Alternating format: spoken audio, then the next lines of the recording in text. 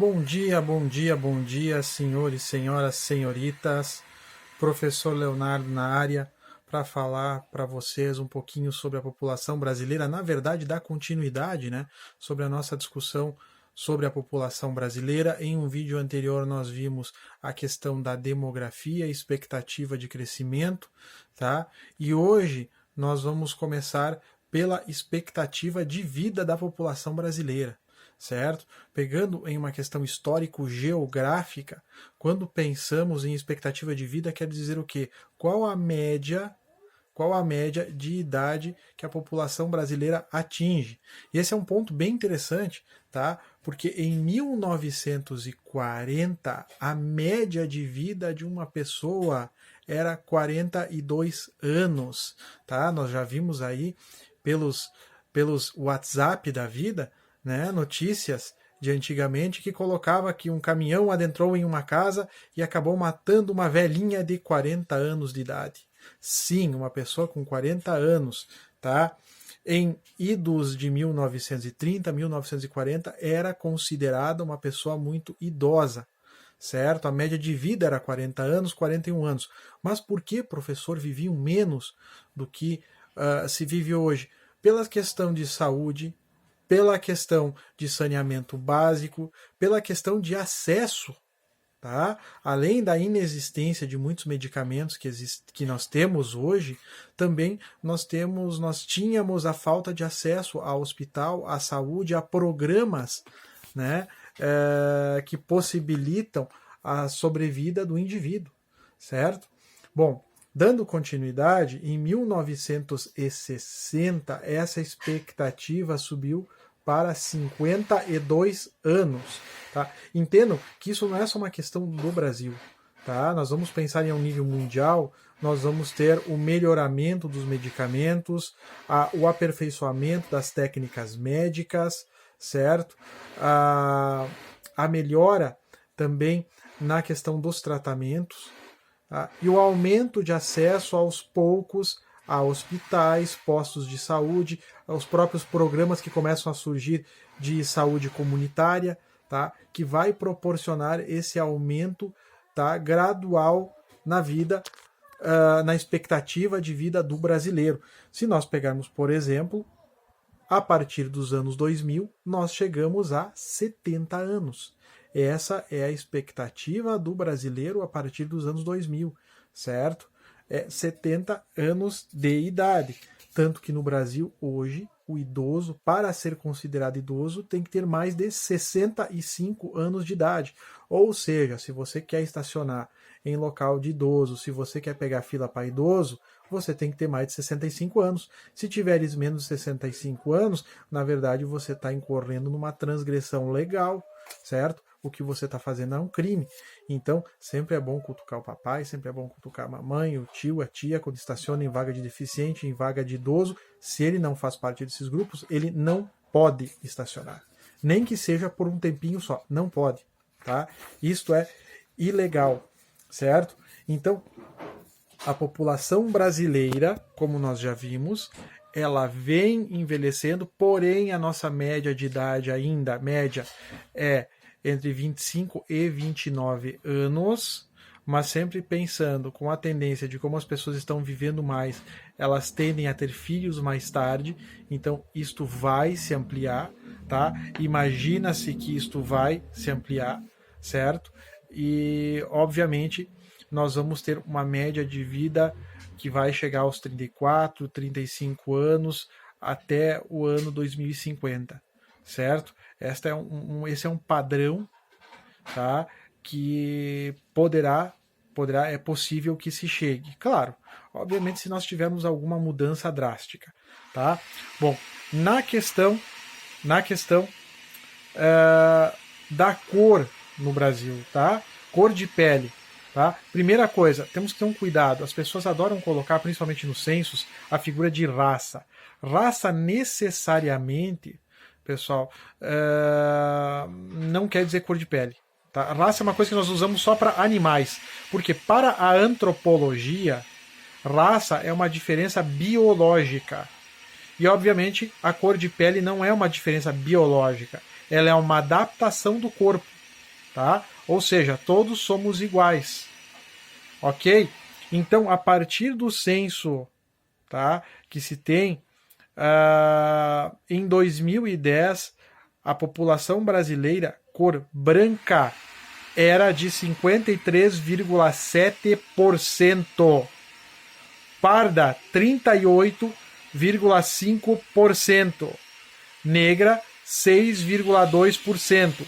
Amarela, 0,5%. Indígena, 0,4%. E sem declaração, 0,7%. Bom, o que é o negro, o pardo, tá? O branco? O branco, obviamente, você sabe, é o caucasiano, descendente de europeus, tá? Alemão, italiano, polonês, tá? Descendente de imigrantes. O negro, descendente de africanos, o famoso afrodescendente, tá? Pardo, pardo seria uma espécie de mistura, né? Mistura do indígena com o africano, tá? Que vai proporcionar. Dentro do pardo também eles estão contando o mulato, estão contando o moreno, ou seja, as misturas. As misturas que fazem com que a pele não seja nem negra nem branca, tá? E o amarelo que aí citam seria o descendente de asiático, né? Que em tese dizem ter a pele um pouco mais amarelada. Mas novamente, aqui é um ponto importante para deixar claro. Tá? Esse não pode ser considerado um dado total. Por quê? Porque é a autodeclaração. É autodeclaração. Muitas vezes o indivíduo que se autodeclara negro, ele é pardo. E muitas vezes o indivíduo que se declara pardo é branco. Tá? Isso depende muito da perspectiva e do entendimento que cada um tem da sua cor da pele. E bom, professor, mas o que isso muda socialmente? Nada. Absolutamente nada. Tá? Todos temos as mesmas capacidades intelectuais, as mesmas capacidades físicas. Tá? E obviamente esta questão de cor apenas nos ajuda a entender as descendências que nós temos em nosso território, de onde vieram as pessoas. Tá? Um ponto importante, por exemplo, nós olhamos a figura dos indígenas, né? É uma figura interessante, por quê? Porque boa parte desses indígenas provavelmente nem sequer passou no censo. Porque nós temos uma parte do nosso território que ela é desconhecida. Tá? O homem branco não botou o pé lá. Então você imagina o governo, certo? Sabe-se através de fotos de satélite, através de drones que tem pessoas lá. Tá? Sabe-se hoje no Brasil que tem 33 aldeias que são totalmente desconhecidas, não tiveram acesso ao homem branco, e a ideia é que não tenham. Tá? E até para que eles possam coordenar, organizar a sua vida da sua forma, certo? Um outro ponto, meus amigos, importante, tá? É a figura que nós temos da população brasileira e sua distribuição. A grande maioria da população brasileira está no litoral. Isso deve-se, tá, à nossa colonização portuguesa. Os portugueses eram chamados de caranguejos, eles não saíam da areia. Tá? Isso nas regiões que eles ocupavam. Se vocês pegarem as duas primeiras capitais do Brasil, Salvador e Rio de Janeiro, são capitais litorâneas. Se vocês pegarem a maioria das capitais dos estados brasileiros, são todas em regiões litorâneas ou próximas ao litoral, com ligação ao litoral.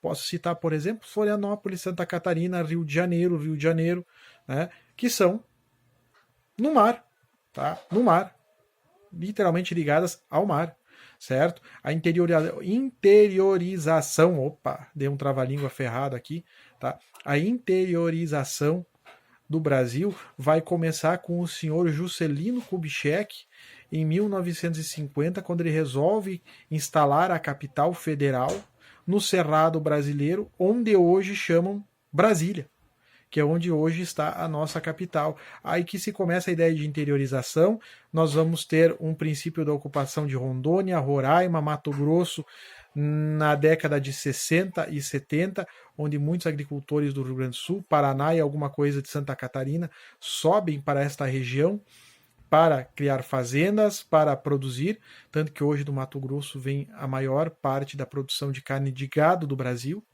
Tá? Mas só a partir da década de 50, tá? Do século 20.